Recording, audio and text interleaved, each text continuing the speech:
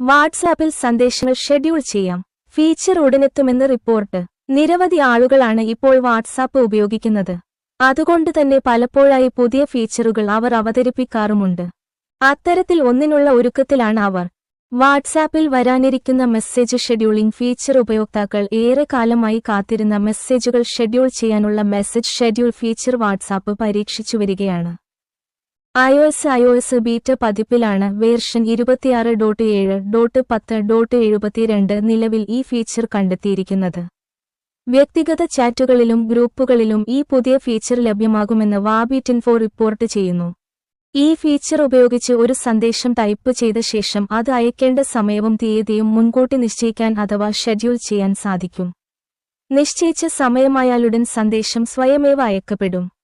ജന്മദിനാശംസകൾ, വിവാഹ വാർഷിക ആശംസകൾ എന്നിവ കൃത്യസമയത്ത് അയക്കാൻ ഈ സൗകര്യം ഏറെ ഉപകാരപ്പെടും. വ്യക്തിഗത ചാറ്റുകൾക്ക് പുറമെ ഗ്രൂപ്പ് ചാറ്റുകളിലും സന്ദേശങ്ങൾ ഷെഡ്യൂൾ ചെയ്യാൻ സാധിക്കും. അയച്ചിട്ടില്ലാത്ത ഷെഡ്യൂൾ ചെയ്ത സന്ദേശങ്ങളുടെ എണ്ണവും ഉപയോക്താക്കൾക്ക് കാണാൻ സാധിക്കുമെന്ന് റിപ്പോർട്ടുകൾ സൂചിപ്പിക്കുന്നു. വാട്സാപ്പിന്റെ വരാനിരിക്കുന്ന മാറ്റങ്ങൾ നിരീക്ഷിക്കുന്ന വെബ്സൈറ്റായ വാബിറ്റിൻഫോ ആണ് ഈ വിവരം പുറത്തുവിട്ടത്.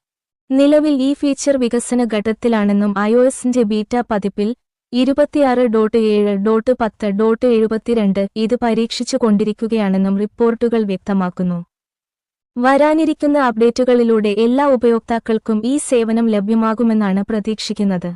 കൂടുതൽ വിശദാംശങ്ങൾ വരും ദിവസങ്ങളിൽ വെളിപ്പെടുമെന്ന് സ്രോതസ്സുകൾ പറയുന്നു.